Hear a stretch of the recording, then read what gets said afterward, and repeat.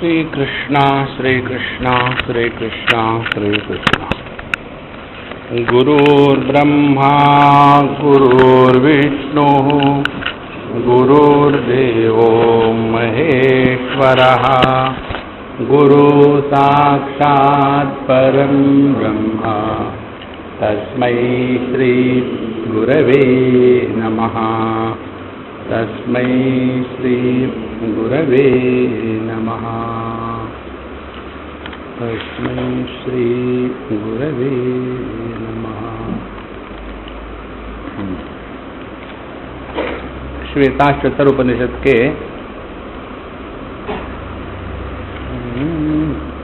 चतुर्थ अध्याय में हमने प्रवेश किया है और इसमें प्रारंभ हुआ कि एक ही परब्रह्म परमात्मा अपने शक्ति माया या पोटेंशियलिटी इसको जागृत करके एक होते हुए भी अनेक सा प्रतीत होता है। तो एको अवर्णा बहुधा शक्ति योगात वर्णान अनेकान निहितार्थो दधाति। अब ये ऐसा क्यों करता है, उसकी मर्जी, क्यों इत्यादि जो विषय है कारण, यह केवल द्वैत में होता है, अद्वैत में कोई कारण नहीं कार्य नहीं। तो यह जो ऐसा परमात्मा है जो इस जगत का आधार है, वो हमारी बुद्धि परमात्मा में लगावे है और यही परमात्मा अनेक रूप से प्रकट हो रहा है। तदेवाग्नि तदादित्य तद्वायु तदु चंद्रमा त्वं स्त्री त्वं पुमानसी त्वं कुमारो त्वा कुमारी नील पतंगो हरितो लोहिताक्षः इत्यादि सभी प्रकार से वह एक ही परमात्मा अनेक रूप में प्रकट हो रहा है। इतना होने के पश्चात अब किस प्रकार से अनेकता आई है और इस ज्ञान से हमको क्या मिलना है, ये बताने के लिए अब 5वें मंत्र में चतुर्थ अध्याय के कहते हैं अजामेकाम लोहित शुक्ल कृष्णाम बह्वी प्रजा सृजमाना स्वरूपाः अजो एको जुषमाणोनुशेते जहातेनाम भुक्त भोगाम अजोन्यः। अजाम प्रकृतिम लोहित शुक्ल कृष्णाम, छांदोग्योपनिषद में आता है प्रकृति के 3 गुण हैं। एक है तेज, दूसरा है पानी, तीसरा है अन्न। जैसे अपने तैत्तिरीय उपनिषद में कहते हैं ना पंचमहाभूत है, वैसे छांदोग्य उपनिषद में कहते हैं 3 ही है, 5 नहीं है। और ये 3 कौन से है? तेज, अग्नि और पृथ्वी 3 है, क्योंकि 3 ही स्थूल है। वायु और जो आकाश है वो स्वीकार किए गए हैं वैसे ही। इसीलिए यह जो अजा है, अजा माने प्रकृति, इसके 3 गुण हैं। इसी को सांख्य के लोग कहते हैं सत्व रजस तमस, ये 3 गुण हैं। और उसमें जो तमस है वो कृष्ण है काला, और रजस है वो है लोहित लाल, और सत्व है वो है शुक्ल, वो है सफेद। तो अजाम एकाम, अजा माने जिसका जन्म नहीं हुआ, ऐसा अज, अज का शब्द है, शब्द का अर्थ है बकरी भी। तो अजा माने बकरी, ये 3 रंगों की बकरी है। अजाम एकाम लोहित शुक्ल कृष्णाम बह्वी प्रजा सृजमाना स्वरूपाः, और इस प्रजा को अनेक प्रकार से इस माया ने, इस अजा ने सृजमानाम बहुत प्रकार से निर्माण किया। अब इसको ठीक से समझ लेना, ये 2 बातें हैं। एक तो परमात्मा की जो वो प्रकृति है सत्व रजस तमस या तेज अप और अन्नमय, इस प्रकृति में परमात्मा का प्राकट्य होना, यह दूसरी बात है। तो पहली है परमात्मा की प्रकृति, माने पहली है मैं और मेरी पत्नी। अब पत्नी के माध्यम से मेरा प्राकट्य होना,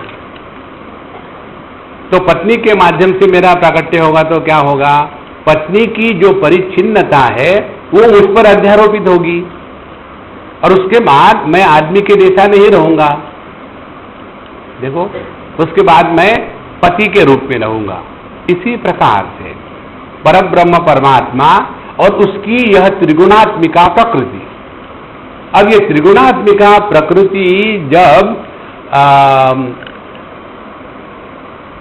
व्यक्त हो जाती है तो उस त्रिगुणात्मिका प्रकृति के माध्यम से वह एक परब्रह्म परमात्मा प्रकट होगा। अब उसका प्राकट्य दो प्रकार से है। फिर एक प्रकार से प्राकट्य है कि यह परमात्मा प्रकृति के माध्यम से कारण रूप से प्रकट होता है, माने इस जगत का निर्माण करने वाला इत्यादि। इसीलिए अब ध्यान से सुनना,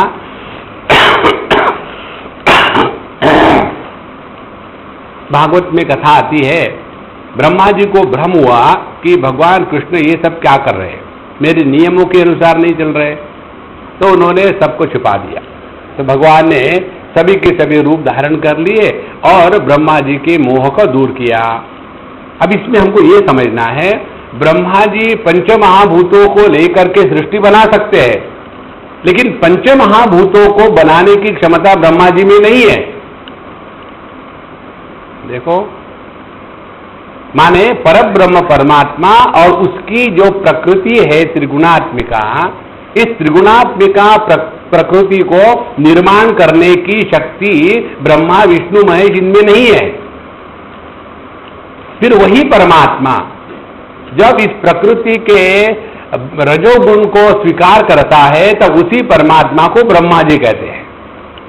लेकिन वो उस प्रकृति को धारण करने के बाद, इस जगत का निर्माता होने के बाद ये सोचने लगता है मैंने तो ये पंचमहाभूत भी निर्माण किए हैं, उसने नहीं निर्माण किए, और इसीलिए वो मोह में आ जाते हैं।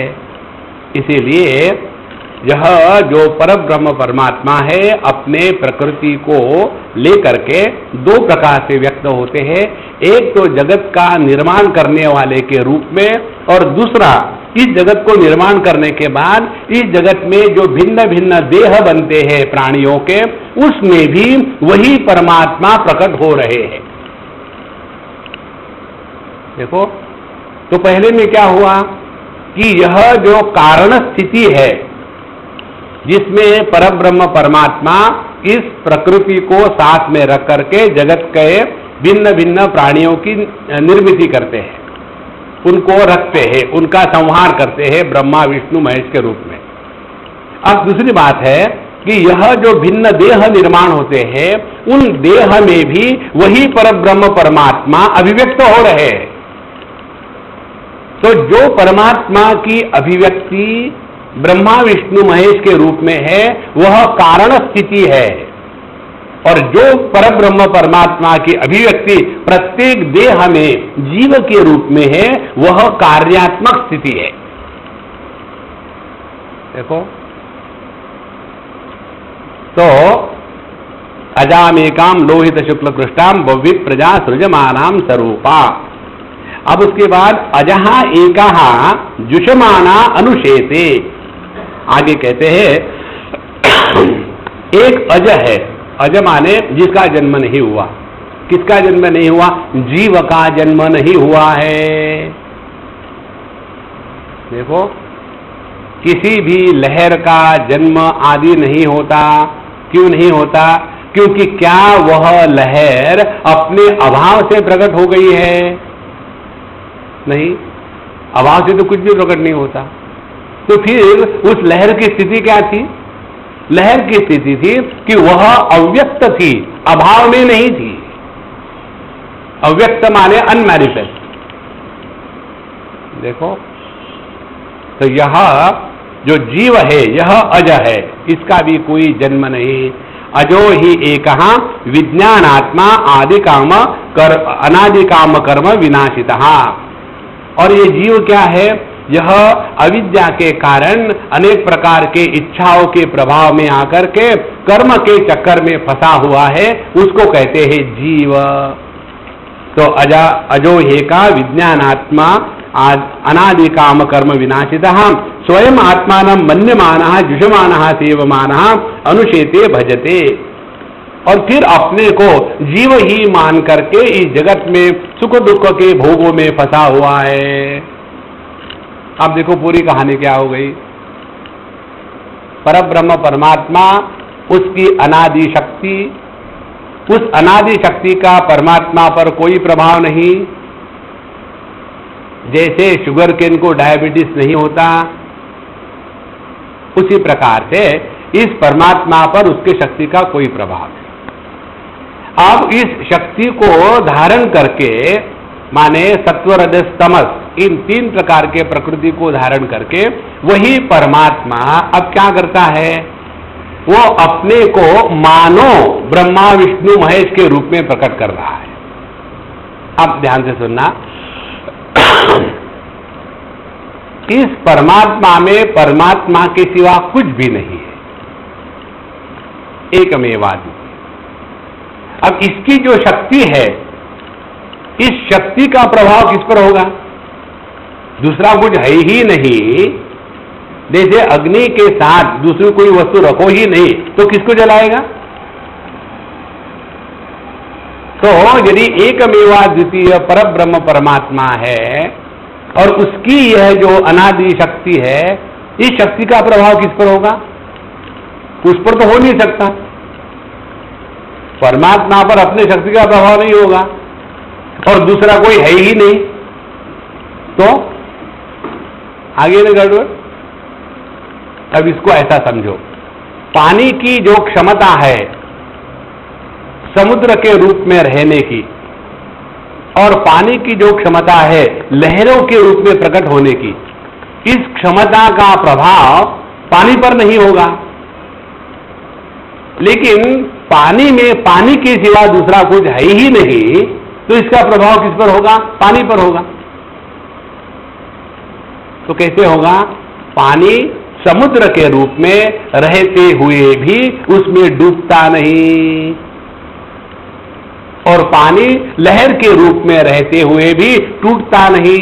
देखो, माने पानी पर समुद्र और लहरें यह केवल कल्पना है, और ये कल्पना कैसी जागृत हो गई? उसकी शक्ति को प्रकट करने के बाद।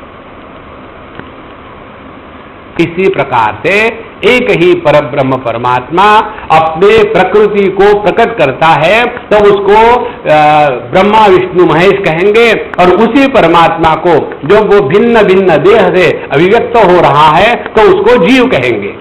अब यदि परमात्मा अनादि है, उसकी शक्ति अनादि है, तो उसके जो कार्य होंगे ब्रह्मा विष्णु महेश और जीव, ये भी अनादि ही तो होंगे। माने ना कुछ हुआ है ना कुछ होने वाला है, यही तो सत्य है। न निरोधो न च उत्पत्ति न बद्धो न च साधका न मुक्तः न मुमुक्षुर्वै इत्येषा परमार्थता। ना कुछ हुआ है ना कुछ होने वाला है, खामो खाम खाली पीली परेशान हो रहे।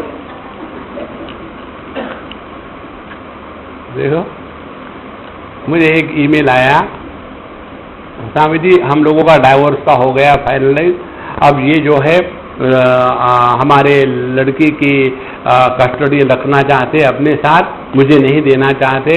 उन्होंने ऐसे केस कर दी है कि मैं उस लड़की को टॉर्चर करती हूँ, चाइल्ड अब्यूज करती हूँ, इसीलिए मुझे लड़की को मिलेगी ही नहीं डाइवोर्स के बाद, तो मैं क्या करूँ? हमने कहा मौज मनाओ, बोला ले 10 लड़कियां और ले ले, मुझे खुला कर दे, I can enjoy my life. देखो, खामो खाम हम परेशान होते रहते जीवन में। इसलिए अजो ही एकहा जुषमाणा अनुशेते, स्वयं आत्मान मन्यमाना जुषमाणा सेवमाना अनुशेते वजते। तो यह इसमें से जो एक जीव है वो इसी में फंसा हुआ है और उसी में सोचता है कि मैं देह हूं, मैं प्राण हूं, मैं मन हूं, और उसी में फंसा है और पुनरपि जननम पुनरपि चक्कर में पड़ा है।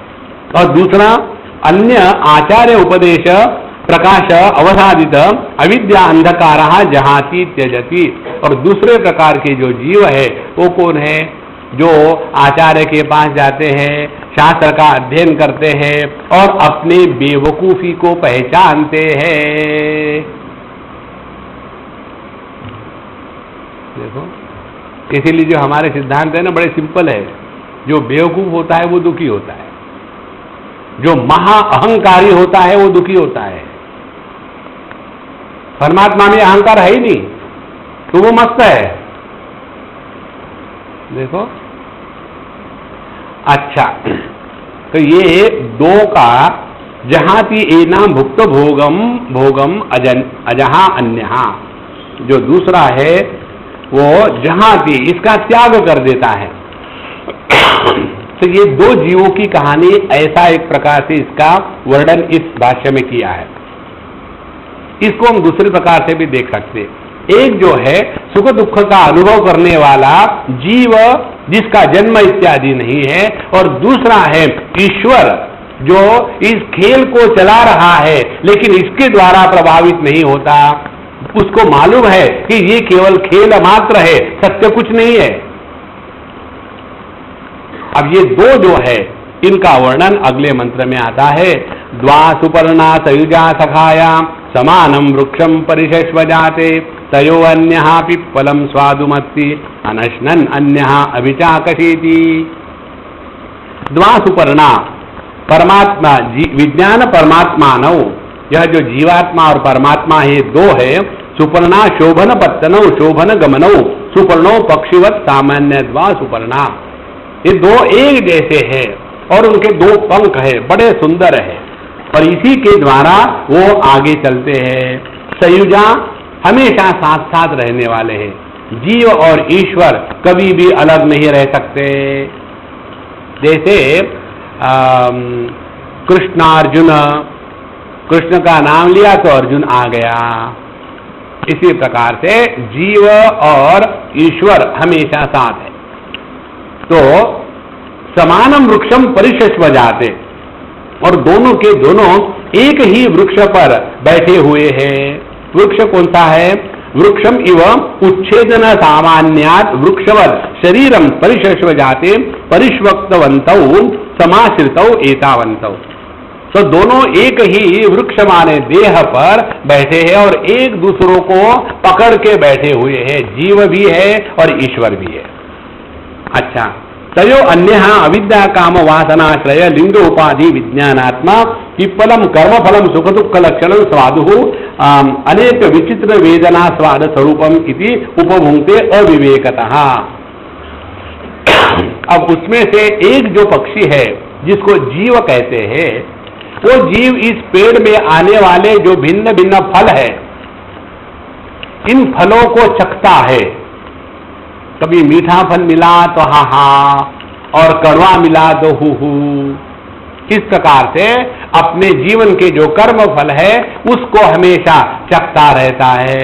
और जो अन्य है अनश्नन अन्यहा, और दूसरा पक्षी माने ईश्वर क्या है? वो सुख दुख को प्रकाशित करता है लेकिन उसके साथ तादात्म्य नहीं करता। देखो, अब इसकी साधना क्या होगी? अपने जीवन में सुख दुख के अनुभव आएंगे ही। कर्म फल केवल दो रूप से आता है, सुख और दुख। जीवन में पति पत्नी पैसा धन दौलत ये कर्म फल का भाग नहीं है, ये मेहनत का भाग है। देखो, इसको स्पष्ट समझ लेना। ऐसे नहीं पता नहीं स्वामी जी हमारे क्या प्रारब्ध है, हम जो भी काम करते हैं उसमें फेल होते हैं। इसमें प्रारब्ध नहीं है, इसमें बेवकूफी है। देखो, इसीलिए जब जीवन में सुख दुख आते हैं और हम यदि सुख दुख के साथ तादात्म्य नहीं करते हैं तो हम ईश्वर है। देखो, और यदि उसके साथ तादात्म्य करते हैं तो जीव है। तो एक क्षण में हम ईश्वर है, दूसरे क्षण में हम जीव है। देखो, अब इसमें क्या साधना करनी मुझे बताओ। नहीं महाराज जी हम बड़े दुखी, हमको साधना बताओ। अच्छा, ऐसे करो, हाथ में माला ले लो और तुम्हारा बड़ा ज्यादा दुख है इसीलिए 108 की माला से काम नहीं होगा, 1008 की माला रखो। तो गले में इतना एक बस्ता लटका लेते, उसमें हजारा कहते हैं उस माला को, और हजार और यहाँ भगवान का नाम के कम से कम रोज 28,000 माला करनी है। 1,000 की एक माला 28,000, book for the whole day. और उसको गले में लटका दे, गरज में दुख लग जाए।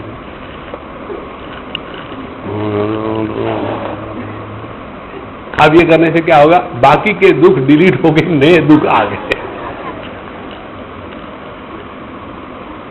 देखो, दुख का रिप्लेसमेंट है और कुछ नहीं है। एक दुख गया, दूसरा आ गया। हाँ, तुमको जो पहले परेशानी होती थी पुत्र, अब होती है क्या? नहीं, अब दूसरे प्रकार की वो नहीं है, परेशानी है, ब्रांड बदल गया है। देखो महाराज, केवल समझदारी की बात है और कुछ नहीं है। यही तो भगवान भगवद गीता के 2 अध्याय में अर्जुन को कहते हैं, अर्जुन तुम खामोखाम परेशान हो रहे हो। कोई भी अनुभव लो, सुख हो दुख हो, थोड़े समय के लिए आता रहता है, चले जाता है। तो टेम्पररी दुखों के लिए परमानेंटली मिजरेबल होना, ये कौन सी अकलमंदी है? टेम्पररी दुखी हो जाओ ना, कोई नेवर माइंड।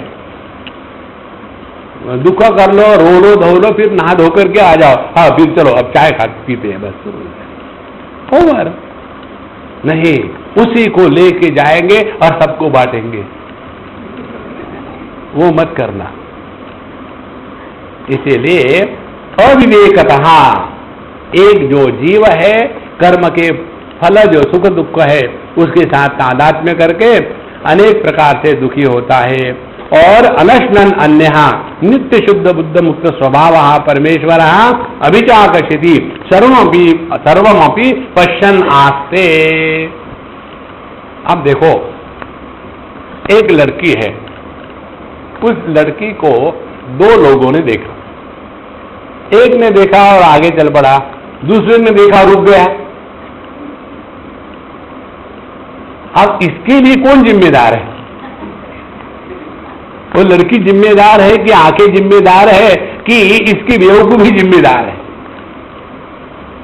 देखो, इसीलिए जितना हमारा विवेक स्पष्ट होगा, जागृत होगा, उतना हम इस दुनिया में रहेंगे, लेकिन दुनिया के द्वारा प्रभावित नहीं होंगे। यही तो साधना है।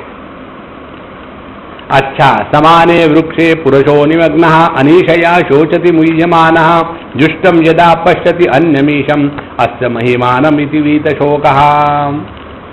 समाने वृक्षे शरीरे पुरुषः भोक्ता अविद्या काम कर्म फल रागादि गुरु भार आक्रांतः आबुलारिव समुद्र जले निमग्नः निश्चयेन देहात्म भाव आपन्नः। तो समाने वृक्षे पुरुषः निमग्नः, इसी एक वृक्ष पर यह जो पुरुष है, जीव है, ये डूब रहा है। कैसे डूब रहा है? जैसे समुद्र में कोई वस्तु डूब रही हो, आबुलारिव और तुम्बे के समान। और कैसे डूबते हैं इस समुद्र में? अहम एव मनुष्यः पुत्रोस्य नप्ता कृशः स्थूलः गुणवान निर्गुणः सुखी दुखी इति एवं प्रत्ययः न अन्यः अस्ति अस्मान् इति। मैं मनुष्य हूँ, मैं स्त्री हूँ, मैं इसका बाप हूँ, मैं इसका बेटा हूँ, मैं इसका पोता हूँ, मैं सुखी हूँ, मैं दुखी हूँ। इस प्रकार से देह के साथ तादात्म्य करके देह के गुणों को अपने गुण मान करके उसी में फंसा रहता है। देखो, आदमी सीखता नहीं। सबसे बड़ी जो परेशानी है ना, वो इसी बात की है। हमको कई लोग आकर के मिलते हैं जिनकी शादी नहीं होती, वो भी मिलते हैं, स्वामी जी हमारी शादी नहीं होती। वो भी मिलती है कि जिनका डाइवोर्स नहीं होता। तो वो भी मिलते हैं कि जिनको डाइवोर्स होने के बाद फिर शादी करने की इच्छा होती है, अभी भी नहीं सीखा। देखो, नहीं एक बार मुझे और शादी करनी है। अब ऐसे व्यक्ति को क्या कह सकते हैं आप? देखो, जैसे एक आदमी शराबी बिल्कुल नीचे गिर गया था गटर में, उसको उठाया, ठीक किया, और I am so sorry, I should not drink, I agree, अच्छा एनीवे गिव मी 1 ड्रिंक। अब ऐसे आदमी को क्या करे? इसीलिए समाने वृक्षे पुरुषः निमग्नः अनिशया। कारण क्या है? अनिशया, उसने अपने आप को हीन दीन मान के रखा है। अरे भैया, हम लोग हीन दीन नहीं है। अपने इस दृढ़ता को जागृत करे। इसीलिए भगवद गीता कहती है सम्यक व्यवसाय। सम्यक व्यवसाय का तात्पर्य है form commitment to change oneself. सब जाकर के साधना होती है। अच्छा, अतः अनिशया न कस्यचि समर्थो हम पुत्रो मम मृतः न मे भार्या किम मे जीवितेन इति एवं दीन भाव अनिशा। देखो ना, मेरा लड़का मर गया, मेरी बीबी ने मुझे छोड़ दिया है, अब तो मैं अकेला हो गया, अब मैं क्या करूं स्वामी जी? मैंने तो सोच लिया आपके साथ आऊंगा और आपका सत्यानाश करूंगा।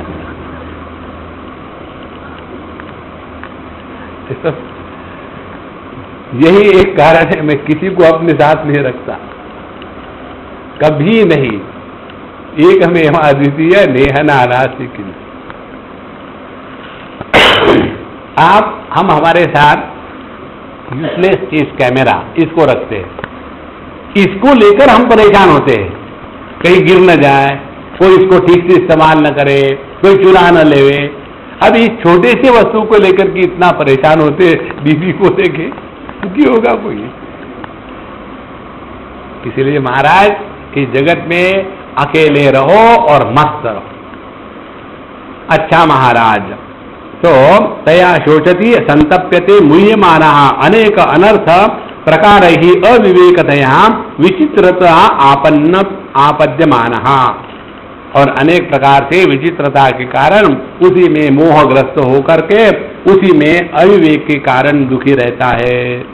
और उसके कारण क्या होता है? स एव प्रेत मनुष्यादि योनिषु अपतन दुखम आपन्नः। फिर अनेक प्रकार के जन्म उसके होते हैं, मनुष्य पशु पक्षी इत्यादि। और फिर अनेक जन्म शुद्ध कर्म संचय निमित्तम, जब अनेक प्रकार के अच्छे अच्छे सत्कर्म इकट्ठे हो गए तो उसके बाद केनचित् परम कारुणिकेन दर्शित योग मार्ग अहिंसा सत्य ब्रह्मचर्य सर्वत्याग समाहितात्मा सन क्षमादि संपन्न जुष्टम सेवितम अनेक योग मार्ग ही यदा यस्मिन् काले पश्यति। और उसने फिर अनेक प्रकार की साधना करी, साधना करके करके अब इस जन्म में आने के बाद फिर जिस समय पश्यति ध्यायमानः, जब वो ध्यान में बैठ करके अपने स्वरूप का ध्यान करता है, तब उसको समझ में आता है कि इस देह के सभी विकारों का मैं एक अधिष्ठान हूं। देह में बचपन था, टीनेज था, जवानी थी, वो सब के आके चली गई। देह में भी अनेक परिवर्तन हुए, देह के साथ अनेक दोस्त जुड़े, दुश्मन जुड़े, वो भी चले गए, लेकिन हम ज्यों के त्यों है। इस प्रकार से ध्यायमानः तो जुष्टम यदा पश्यति अन्यमीशम महिमानम इति वीतशोकः। और अयम अहम अस्मि इति आत्मा सर्वस्य सम सर्वभूतांतरात्मा तो इतरा अविद्या उपाधि जनिता परिच्छिन्ना मायात्मा न। और मैं ही इस सभी देह के माध्यम से प्रकट हो रहा हूं, लेकिन कोई भी देह और उसके कार्य मुझ पर प्रभाव नहीं डालते। और ये सभी का सभी जो जगत है मेरी ही विभूति है। अब ध्यान से सुनना, यह जो सिद्धांत है कि बिजली की बल्ब के माध्यम से प्रकाश के रूप में अभिव्यक्ति होती है, इस सिद्धांत को आप एक रूप दे दो। ये सिद्धांत क्या है? ये सिद्धांत है ब्रह्मा विष्णु महेश। अच्छा, अब ये सिद्धांत देख रहा है सभी बल्बों में से बिजली का प्रकाश हो रहा है, ये सिद्धांत देख रहा है। उसमें से एक बल्ब फूट गया तो सिद्धांत की हानि हो गई क्या? नहीं। बिजली की हानि हुई क्या? नहीं। और एक बल्ब के प्रति प्रेम और अन्न बल्ब के प्रति द्वेष होगा क्या? नहीं। देखो, इसी प्रकार से जब हम कार्य भाव से हट करके कारण भाव में आ जाते हैं, तब हमको ये द्वैत से मुक्ति मिलने का दरवाजा खुल गया है। कारणात्मक दृष्टि से रहो तो ये ज्ञान होता है, कार्य हम पर प्रभाव नहीं डालते। कार्यात्मक भाव से रहो तो एक कार्य दूसरे कार्य के साथ झगड़ा करता रहेगा। इसीलिए ये सब की सब मेरी ही महिमा है। जगत रूपस्य एवं महिमा परमेश्वरस्य इति यदा एवं पश्यति तदा वीत शोको भवति। उसी समय उसके जीवन से सभी शोक इत्यादि हमेशा के लिए निकल जाते हैं। सर्वस्मात् शोक सागरात् विमुच्यते कृतकृत्यो भवति इत्यर्थः। फिर उसके जीवन में कृतकृत्यता आ गई। कृतकृत्यता आ गई माने अभी ना कुछ करना है ना कुछ ना करना है, दोनों बातें। अब हम कुछ नहीं करेंगे, ये भी गलत है, और हम ये करते रहेंगे, ये भी गलत है। फिर क्या है, जैसा टाइम है वैसे रहो। गंगा गए गंगादास बनो, जमुना गए जमुनादास बनो, घर में आए देवदास बनो, खोल करके बोतल मस्त। नहीं तो हमेशा वही कह करते रहते।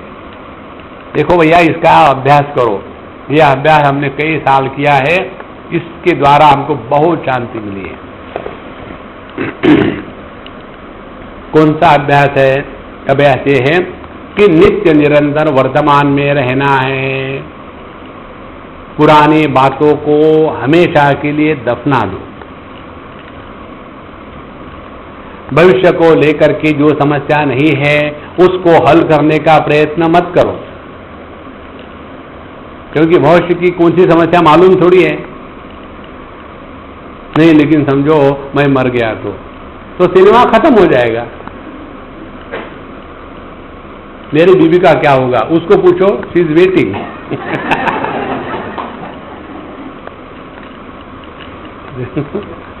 हम भी परेशान होते हैं कि मेरे मरने के बाद उसका क्या होगा। Will be very happy. अच्छा, अब यही एक परमात्मा जैसे इस जीव का ईश्वर का दोनों का अधिष्ठान है, उसी प्रकार से रुचो अक्षरे परमे व्योम यस्मिन् देवा अधि विश्वे निषेधुः यस्तम तन वेद किम रुचा करिष्यति य इतस्तद विदुते इमे समासते। वेदत्रय वेद्ये अक्षरे परमे व्योमने आकाशे आकाशकल्पे। इस परब्रह्म परमात्मा जो चिदाकाश रूप है, इसी चिदाकाश रूप आकाश में, इस परब्रह्म परमात्मा में ये तीनों वेद माने ऋग्वेद, यजुर्वेद, सामवेद, अथर्ववेद, लेकिन ये तो चार हो गए। आपने तीनों वेद कहा। मंत्र तीन प्रकार के हैं, वेद चार प्रकार के। जो रुचा है ऐसे मंत्र के संग्रह को ऋग्वेद कहते हैं, और जो मंत्र प्रोज ऑर्डर में होते हैं, गद्य रूप से होते हैं, उनको यजुर्वेद कहते हैं। और जहां मंत्रों को गाकर के कहा जाता है उनको सामवेद कहते हैं। और बाकी के जो मंत्र है वो छंद रूप से होते हैं, जो अथर्वण वेद में आते हैं। इसीलिए ये तीन प्रकार के वेद माने चारों के चारों वेद इसी परब्रह्म में है, और सभी की सभी देवतागण इसी के आधार में स्थित है। इस प्रकार से इस परमात्मा को यदि हमने वेदों के उपनिषदों के अध्ययन के द्वारा नहीं पहचाना तो हमने केवल कचरे को इकट्ठा किया है। देखो, हमारे वेद ही ऐसे कह सकते हैं, जिसने तत्व को जाना उसके लिए वेदों का कोई महत्व नहीं है। सत्य का प्रतिपादन करते समय आदमी को इमोशनल होकर के नहीं चलता। तो यहां तम न वेद किम ऋचा करिष्यति, जिसमें यह संपूर्ण जगत, सभी शास्त्र, सभी वेद है, उसको यदि हमने नहीं पहचाना तो हमने अपना समय व्यर्थ गमाया। और यहाँ इतस्तद विदुः ते समासते, जिन्होंने इस परब्रह्म परमात्मा को पहचाना है उन्होंने अपने जीवन को सफल कर लिया है। छंदांसी यज्ञा क्रतवो व्रतानि भूतम भव्यम यच्च वेदा वदन्ति अस्मान् मायि सृजते विश्वमेतत् तस्मै चान्यो मायया सन्निरुद्धः। तो सभी के सभी छंद, सभी के सभी यज्ञ, क्रतु, व्रत, भूत भविष्य वर्तमान, ये सभी के सभी जिसमें है उस परब्रह्म परमात्मा में ही अपने माया शक्ति को स्वीकार करके वही परमात्मा माई माने ईश्वर बनता है। ध्यान से सुनना, परमात्मा माने जिसमें उसकी शक्ति अभी प्रकट नहीं हुई और उसने अपने शक्ति को प्रकट करने की अनुमति नहीं दी, वह परमात्मा। और इस परमात्मा का प्राकट्य होता है शक्ति के कारण। अब देखो, अग्नि इस लकड़ी में है, कैसे है? अव्यक्त रूप से है। अब अग्नि का प्राकट्य कैसे होगा? हम अग्नि को कैसे पहचानते हैं? जो जलाता है वो अग्नि। तो जब अग्नि की दाहिका शक्ति प्रकट होगी तभी तो अग्नि प्रकट होगा ना। माने परमात्मा का प्राकट्य उसके प्रकृति के या शक्ति के माध्यम से ही होता है।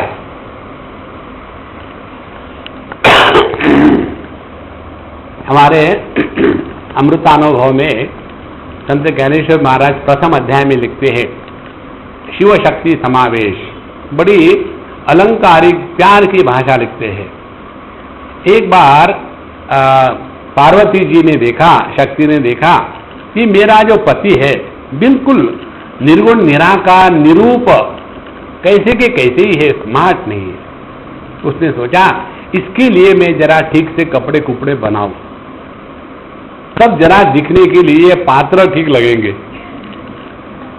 कई पत्नियां अपने पति को पात्र कहती है और कई कई मेष पात्र कहती है। इसका क्या अर्थ है मुझे मालूम नहीं। अच्छा, तो तुम तो पात्र लग रहे हो, जरा ठीक से कपड़े पहना करो। तो उन्होंने अपने पति के लिए नाम रूप के कपड़े बनाए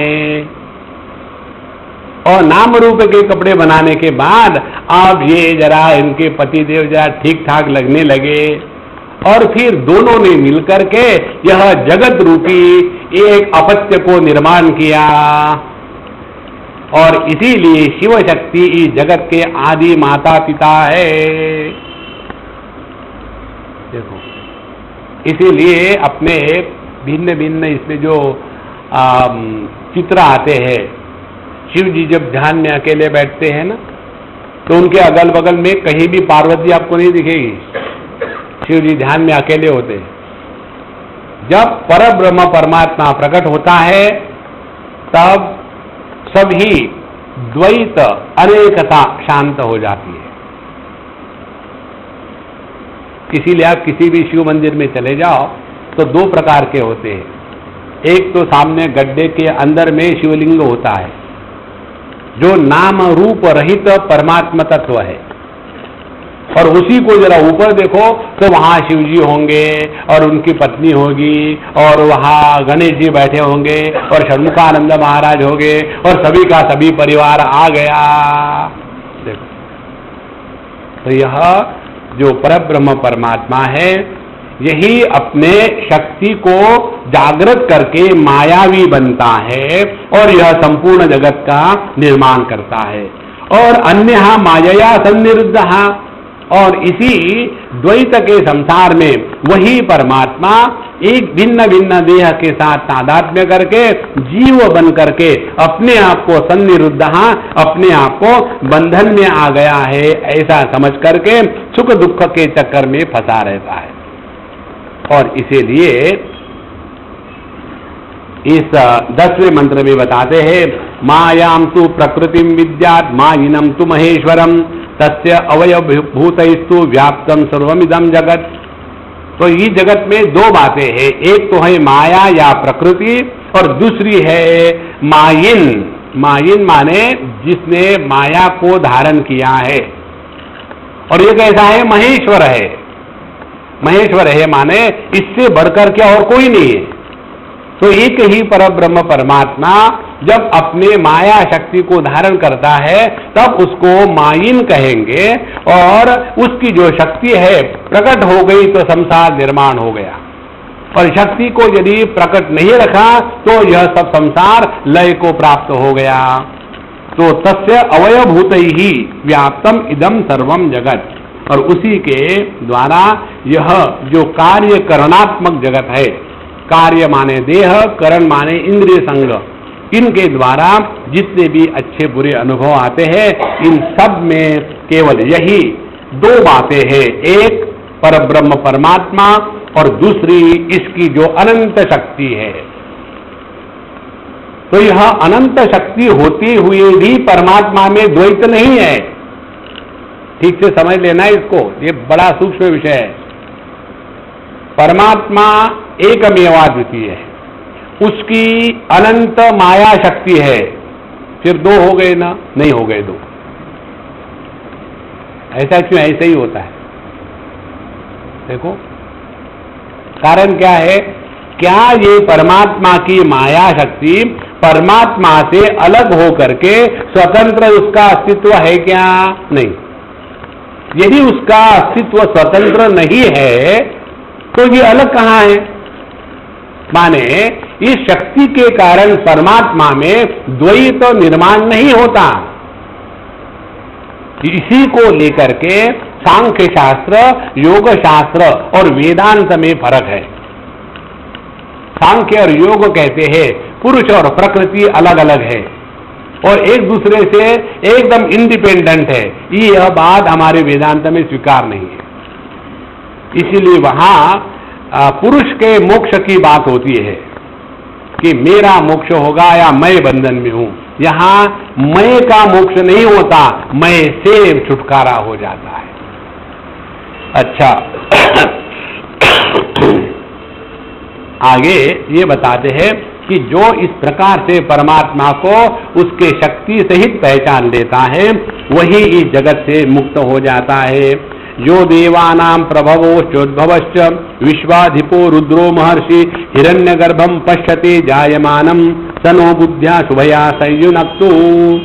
तो जो परब्रह्म परमात्मा सभी देवताओं का प्रारंभ है, देवानां प्रभवः उद्भवश्च, जहां से सभी देवता उत्पन्न हुए हैं। देवता माने जो प्रकाशात्मक है, जिसको हम अपने आंखों में दृष्टि कहेंगे, समष्टि में उसी को सूर्य कहेंगे। जिसको हम अपने वाणी में बोलना कहेंगे, समष्टि में उसी को अग्नि कहेंगे। तो जैसे समष्टि व्यष्टि में जो सभी की सभी शक्तियां हैं, जहां से निर्माण हुई विश्वाधिपः, जो सभी का स्वामी है, और महर्षि जो सबको जानने वाला है, हिरण्यगर्भ जिसमें संपूर्ण जगत को अपने आप में रख करके हिरण्यगर्भ रूप में जो प्रकट हुआ है, वह परब्रह्म हमारे बुद्धि को योग्य दिशा में लगावे। तनो बुद्धिया शुभया संयुनक्तु। योग्य दिशा में लगाना माने अंतर्मुखी होकर के अपने स्वरूप को पहचानना, और कुछ नहीं। जितने हम बहिर्मुखी होकर के रहेंगे उतना जीवन में दुख के सिवा और कुछ नहीं। तो यो देवानां अधिपो यस्मिन् लोका अधिश्रिताः य ईशे अस्य द्विपदश्चतुष्पदः कस्मै देवाय हविषा विदेम। जो सभी देवताओं का स्वामी है, यो देवानां अधिपः यस्मिन् लोका अधिश्रिताः, जिसमें सभी के सभी अनुभव संभव है। लोक का तात्पर्य है अनुभव। हमको सुख का अनुभव है, दुख का अनुभव है, जागृत का अनुभव है, स्वप्न का अनुभव है, हमको सुषुप्ति का है, समाधि का है, हमको मृत्यु लोक का अनुभव है, और स्वर्ग लोक का अनुभव है, ब्रह्म लोक का अनुभव है। ये सभी के सभी जितने भी अनुभव के क्षेत्र है उनको लोक कहते हैं। तो जिसमें सभी के सभी अनुभव संभव है, ये ईशे अस्य, और जो इन सब का नियंत्रण करने वाला है। द्विपद चतुष्पद, कौन कौन सब काम माने सभी प्राणी वर्ग, माने प्रत्येक देह के माध्यम से जितने भी अनुभव संभव है, ये सभी के सभी अनुभव इसी एक परमात्मा के प्रकाश में हो रहे हैं। देखो भैया, ये हमने आपको कई बार बताया है कि बहुत सरल बात है ये। एक ही मन भिन्न इंद्रियों से उपाधि के कारण भिन्न प्रकार से प्रकट होता है, आंखों से दृष्टि इत्यादि। इसी प्रकार से एक ही चेतन सत्ता भिन्न देहों से देह की उपाधि के अनुसार भिन्न रूप से प्रकट होती है। गाय के देह से प्रकट होगी तो दूध देगी, और आदमी के देह से प्रकट होगी तो बेवकूफी देगी। सत्ता वही है, बिना उस चेतन सत्ता के ना दूध निकलेगा ना बेवकूफी।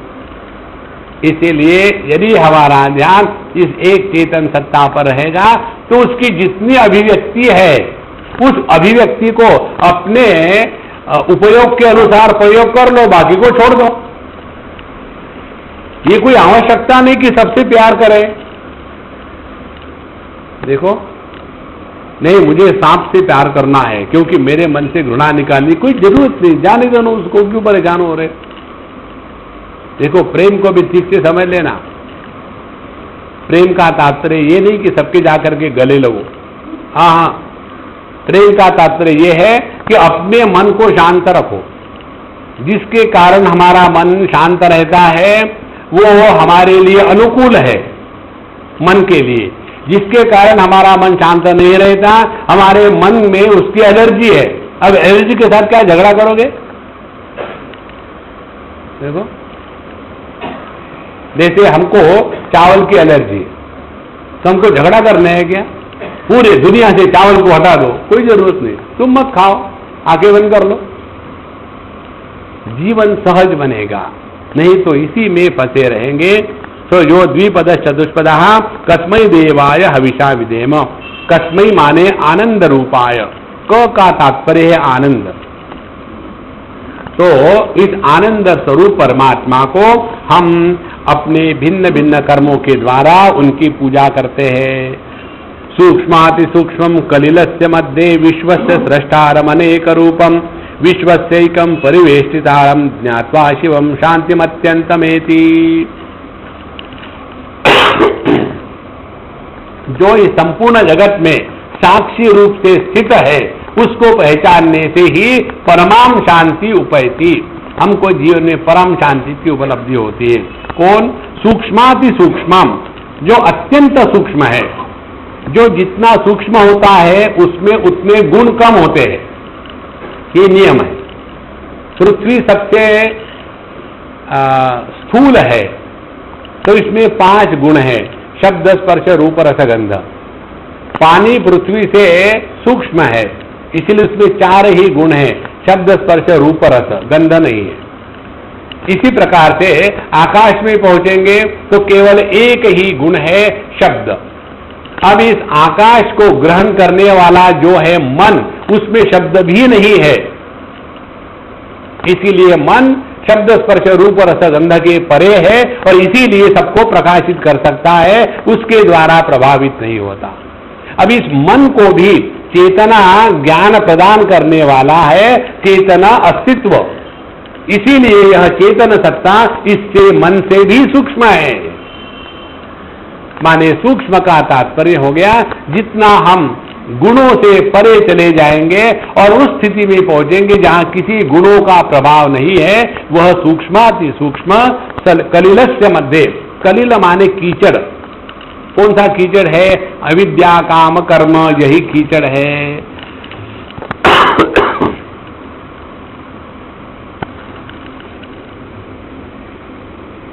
जो इस अविद्या काम कर्म, इसके बीच में जो अत्यंत सूक्ष्म तत्व है, विश्वस्य सृष्टारम अनेक रूपम, जिसने जगत को अनेक रूप से निर्माण किया है।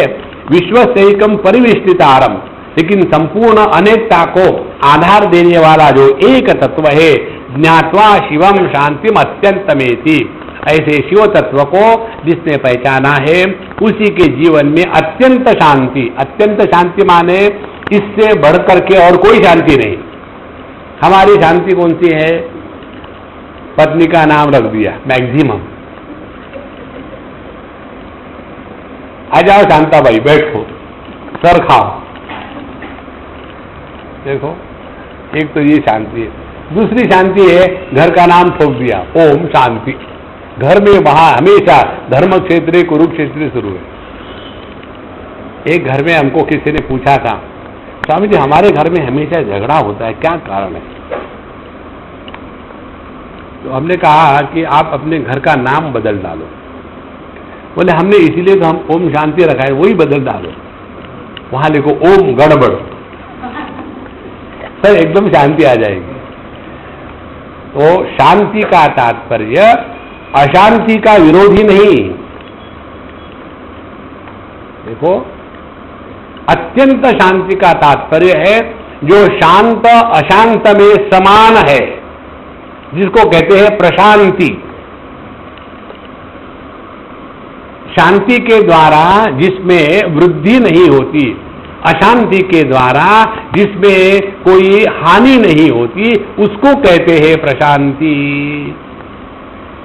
तो ज्ञात्वा शिवम शांतिम अत्यंतमेति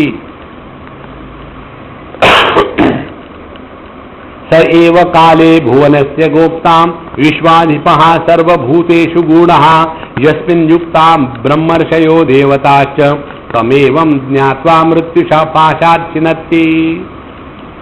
जिसने इस संपूर्ण जगत का अतीत काल में रक्षण किया है, जो संपूर्ण विश्व का स्वामी है, और सर्वभूतेषु गूढ़ः, जो सभी भूत मात्रा में अस्तित्व रूप से छिपा है।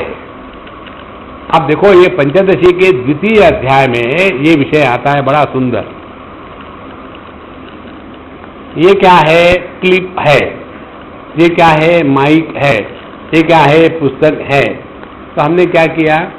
क्लिप होगी वस्तु और अस्तित्व हो गया गुणधर्म, माइक हो गई वस्तु और अस्तित्व हो गया गुणधर्म, पुस्तक हो गई वस्तु, अस्तित्व हो गया गुणधर्म। असल में क्या है? अस्तित्व में यह क्लिप, यह माइक और यह पुस्तक अध्यारोपित किया गया है।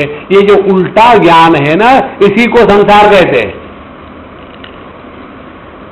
देखो, इस वस्तु में से, क्लिप में से अस्तित्व को निकाल डाल दो, क्या बचेगा? अभाव। क्लिप का अभाव हो गया है। और अभाव को भी हम कैसे ग्रहण करते हैं? अस्तित्व रूप से कुछ नहीं है। माने अस्तित्व वो है कि जिसको कभी काटा नहीं जा सकता, लेकिन हम क्या करते हैं? अस्तित्व को बनाते हैं गुण और वस्तुओं को बनाते हैं वस्तु। ये जो उल्टी समझ है, यहीं से संसार प्रारंभ हो गया। इसलिए सर्वभूतेषु गूढ़ः, जैसे सुवर्ण आभूषणों में छिप जाता है, जैसे समुद्र लहरों के पीछे छिप जाता है, उसी प्रकार से नाम रूप के पीछे यह चेतन सत्ता छिप जाती है। इसीलिए गूढ़ा, अत्यंत छिपी हुई है। यस्मिन् युक्ता ब्रह्मर्षयः देवताश्च, और जिसमें सभी के सभी ब्रह्मर्षि देवतागण अभिन्न रूप से स्थित है। ऐसे तमेवं ज्ञात्वा, ऐसे उस परमात्मा को आत्म स्वरूप से जो जानता है, वही मृत्यु पाशान छिनत्ति, वही मृत्यु से परे चले जाता है, वही मृत्यु के द्वारा कभी भी प्रभावित नहीं होगा। माने उसके जीवन में सापेक्षता का क्षेत्र नहीं होगा। माने उसके दिमाग से मृत्यु नाम की कल्पना हमेशा के लिए मिट जाएगी। इसको भी ठीक से समझ लेना। आप जिसकी इंक्वायरी करो ना, वो ठिकाने पर आता है। देखो, डरो मत। मृत्यु से डरने के स्थान पर मृत्यु की इंक्वायरी करो। कठोपनिषद का यही मैसेज है। एक बार हमको कहीं कठोपनिषद बताने का प्रसंग आया।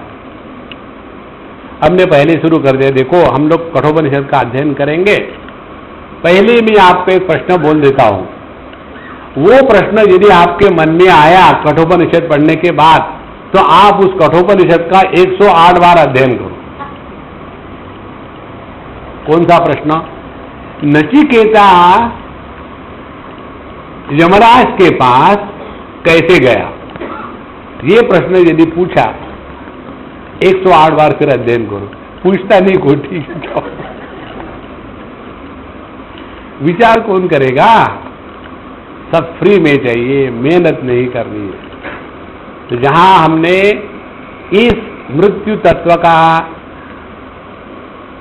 अनुसंधान किया, जब उसको कहा कि मृत्यु के पास जाओ, तो डरा नहीं, मैं नहीं मरूंगा, ठीक है, कौन है मृत्यु दिखाओ। तब पता चलता है इस जगत में मृत्यु नाम की वस्तु नहीं है। जितना आप डरो ना, उतना आपके पीछे मृत्यु लगेगा। जैसे एक छोटी लड़की, अब वो शादी हो गई है, लड़की भी हो गई शायद उसको, अमेरिका में मेरे साथ कई साल रही वो, 3-4 साल दिल्ली में जब हम थे, तो हर साल हम लोग जाते थे बद्रीनाथ, तो मेरे साथ आती थी। और जहां भी पानी के झरने होते थे हम लोग रुकते थे, और उसको नहाने का बड़ा शौक, और वो जाकर के उस पानी के नीचे नदी में नहा करके आती थी, और हमारे दोनों की एक कुछ ऐसी अंडरस्टैंडिंग हो गई थी। वो पूरी गीली गीली कपड़े के साथ, तो स्वामी जी हमें जाकर देखो, वो जो है ना अंकल, उनकी गोद में जाके बैठो, और वो गिली गिली ठंडा ठंडा जाकर के किसी बुढ़ाऊ के गोद में, अंकल हाउ आर यू, अरे आपने गिली गिली गिली गिली हो, तो कोई बात नहीं, कोई बात नहीं। अब वो इतनी बदमाश थी, रात को दिन भर वो सोएगी और रात को उसको नींद नहीं आती, फिर मम्मी को कहेगी, देखो स्वामी जी ये सो नहीं रहे, इसको कुछ बताओ आप। बोले Swami ji I am not getting sleep, what can I do, tell me some story. तो उसको मैंने एक बार कहा कि देखो तुम चुप होके सो जाओ, ये अंधेरा है ना, यहां से भूत आता है। Oh thank God, then I don't need you, I talk to him. See, जो व्यक्ति भूत से नहीं डरेगा उसको भूत कुछ नहीं करेगा।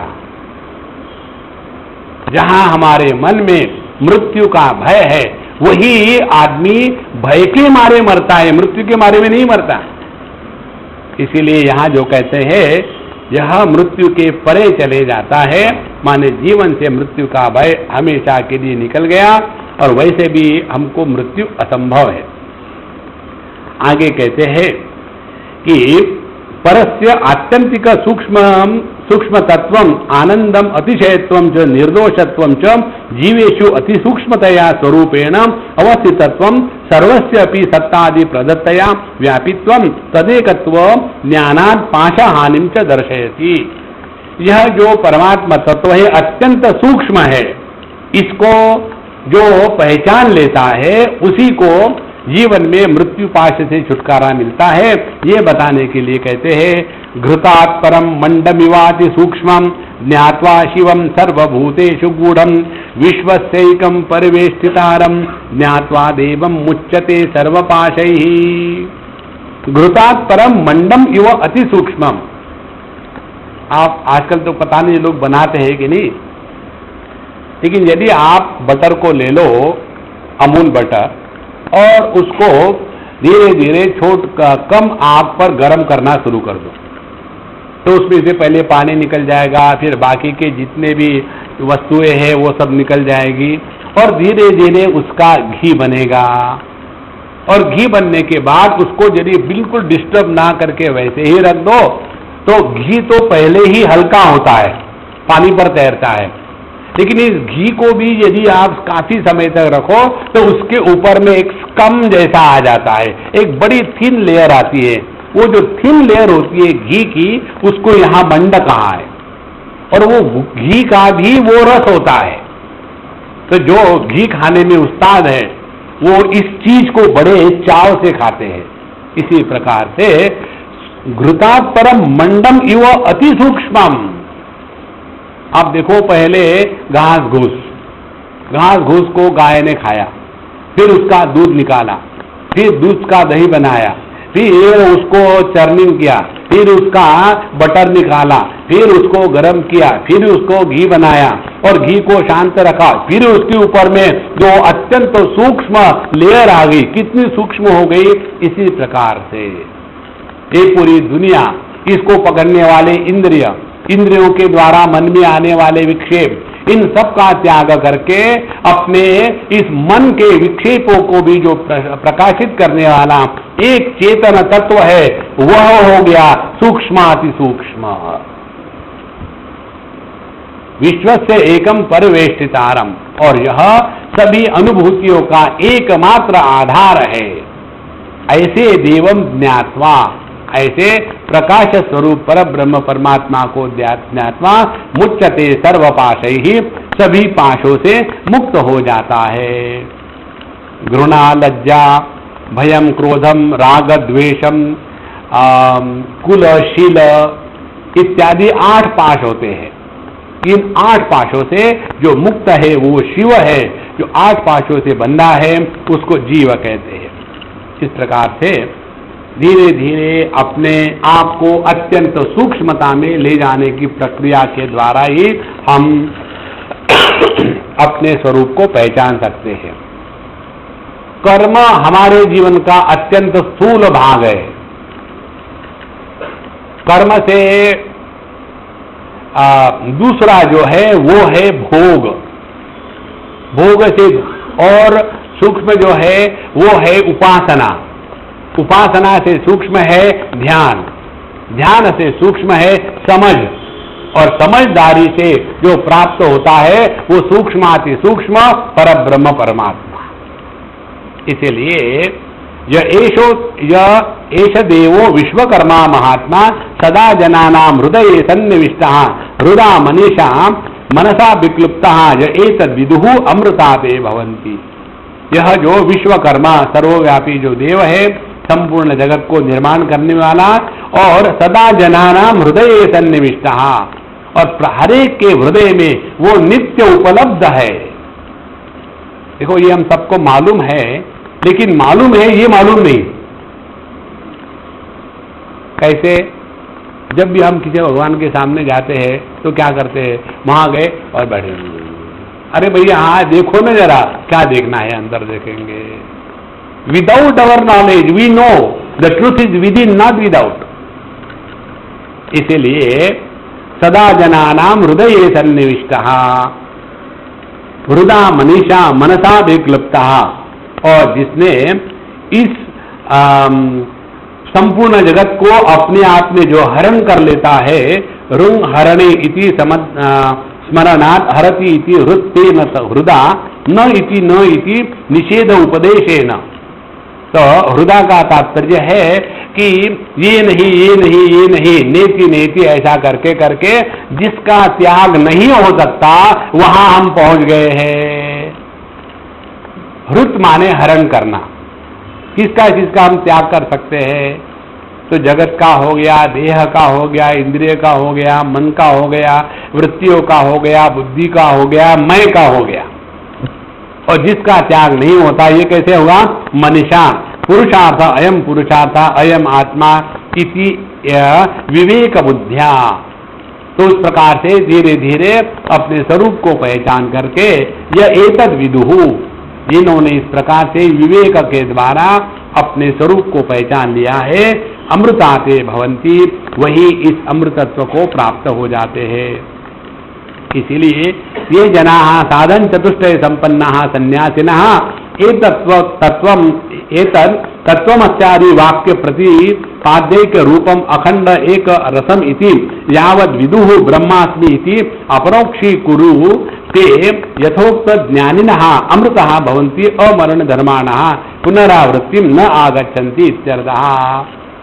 तो जिन्होंने साधना चतुष्टय संपन्न होकर के विवेक वैराग्य समाधि षटक संपत्ति मुमुक्षुत्व और नित्य अपना अध्ययन, उसके बाद चिंतन निधिध्यासन ध्यानाभ्यास, इसके द्वारा धीरे धीरे अपने आप को समेट करके अपने स्वरूप में जो ले आते हैं, उन्हीं को इस तत्व का अनुभव होता है और वही फिर जन्म मृत्यु के परे चले जाते हैं।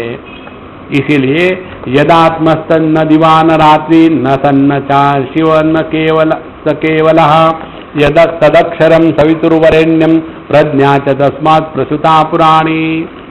और यह जो परब्रह्म परमात्मा है, इसकी ओरिजिनल स्थिति क्या है? कहते हैं यदा यस्याम अवस्थायाम न अतमहा, ना तो वहां किसी प्रकार का अज्ञान है, अंधकार है, और ना किसी प्रकार का प्रकाश है। ध्यान से सुनना, ये बड़ी सूक्ष्म बात है। हमको जो प्रकाश दिखता है ना, ये प्रकाश कौन सा है? यह प्रकाश परावर्तित प्रकाश है। What sunlight we see is a reflected light. Original sunlight is dark sunlight. इसीलिए सूर्य से जब प्रकाश की किरणें निकलती है और बीच में कोई मीडियम नहीं होती, इसीलिए पूरा अंधकार है वहां। माने सूर्य प्रकाश अंधकार स्वरूप है। अब देखो कॉन्ट्रडिक्शन आ गया ना, सूर्य प्रकाश अंधकार रूप है, और वही सूर्य प्रकाश जब किसी वस्तु पर पड़ता है तो वहां से रिफ्लेक्ट होकर के हमको ग्रहण होता है। तो आप जिस प्रकाश को मेरे चेहरे पर देख रहे हो, ये बिजली का प्रकाश नहीं है। ये बिजली का प्रकाश मेरे चेहरे पर पड़ के जो परावर्तित हो गया है, उस प्रकाश को आपकी आंखें ग्रहण कर रही है। देखो, नहीं तो ये बिजली का बल्ब और मेरा चेहरा, इसके बीच में भी आपको प्रकाश दिखता है क्या? नहीं दिखता। यदि बीच में थोड़ा धुआं आ जाए, स्मोक आ जाए, तो तुरंत दिखने लगेगा, क्योंकि वहां वो परावर्तित होगा, रिफ्लेक्ट हो रहा है। तो हमें जो ज्ञान होता है वह केवल रिफ्लेक्टेड प्रकाश का ही ज्ञान होता है, शुद्ध प्रकाश का ज्ञान नहीं होता। और जैसे ये जो रिफ्लेक्टेड प्रकाश है, ये शुद्ध प्रकाश को प्रकाशित नहीं कर सकता, उसी प्रकार से हमारे ज्ञानेंद्रिय उस चेतना का रिफ्लेक्टेड प्रकाश है। इसीलिए ज्ञानेंद्रिय, कर्मेंद्रिय, मन बुद्धि उस परमात्मा को ग्रहण करने के लिए सक्षम नहीं होते। देखो, तो जिस अवस्था में ना प्रकाश है, ना अंधकार है, ना सत है, ना असत है, ये सब द्वैत की भाषा है। प्रकाश, अंधकार, उसके बाद सत असत, न तत्सत न तत् असत उच्चते, न दिवा न रात्रि, ना वहां दिन है ना रात्र है। दिन रात होती है एक उपाधि से युक्त होकर के, इसीलिए सर्वत्र अनुसंगहा न सन। अच्छा, तभी तत्वं सर्वत्र शून्यमेव जातमिति, तो वहां सत भी नहीं, असत भी नहीं, प्रकाश भी नहीं, अंधेरा भी नहीं, तो इसका मतलब ये कुछ भी नहीं है क्या? यहां हो जाता है बौद्धों का शून्यवाद। तो कहते हैं नहीं नहीं नहीं नहीं, अभावात्मक नहीं है। तो कहते हैं किम बौद्ध मताविशेष आशंकमाह न शिव इति। तो जो सबके अभाव को आधार देता है और जो किसी का विरोधी नहीं है, वह सत्य है। अब देखो, अज्ञान का विरोधी ज्ञान, ऐसा ज्ञान परमात्मा नहीं है। अभाव का विरोधी भाव, ऐसी सत्ता भगवान नहीं है। अंधकार का विरोधी प्रकाश, ऐसा प्रकाश भगवान नहीं है।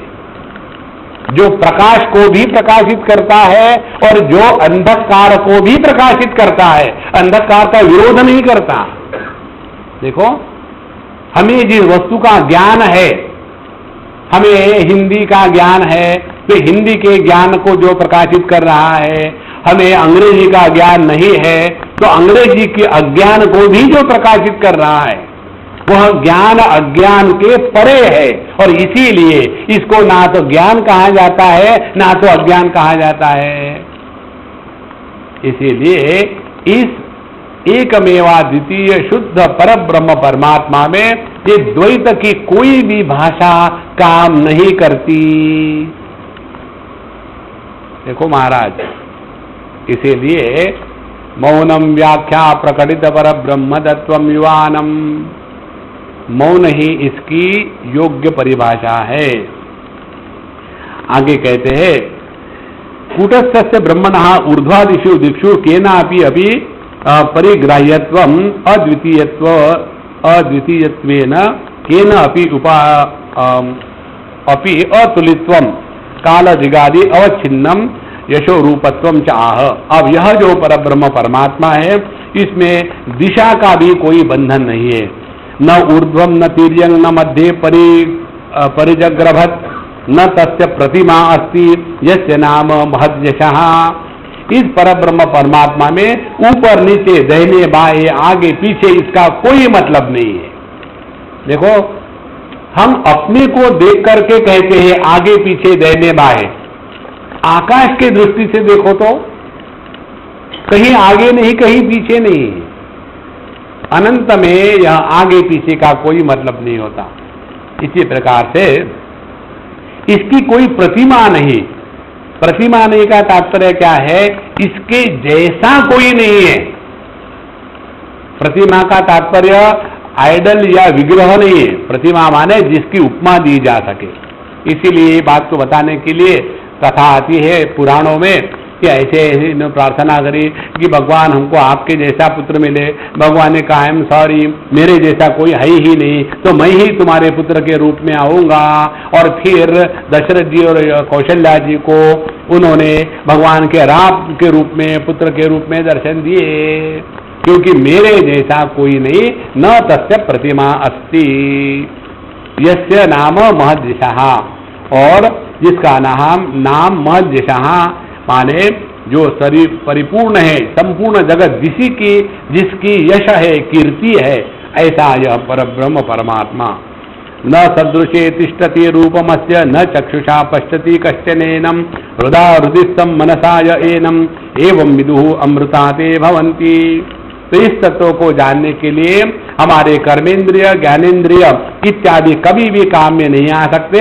हृदा हृदिस्थं मनसा एव, अपने ही हृदय में जो अपने मन को अंतर्मुखी करके उसमें से द्वैत की दुर्गंध निकाल डालता है, वही इस परमात्मा तत्व में एक हो करके अमृतत्व को प्राप्त हो जाता है। इसीलिए ऐसे इस परब्रह्म परमात्मा की हम स्तुति करते हैं। अजात इत्येवं कश्चित भिरुः प्रपद्यते रुद्र यत्ते दक्षिणम मुखम तेन माम पाहि नित्यम। हे अजात, हे अजन्मा, तुम्हारे जैसा जगत में कोई भी नहीं, लेकिन मैं इस जगत में जो डर डर के रहने वाला हूं, हे भगवान आपका दक्षिण मुख मेरे तरफ करो और मेरी हमेशा रक्षा करो। भगवान का दक्षिण मुख का तात्पर्य है दक्षिणामूर्ति भगवान, माने हे भगवान आप हमारे जीवन में गुरु शास्त्र इत्यादि के रूप में प्रकट होकर के आप हमारी रक्षा करो।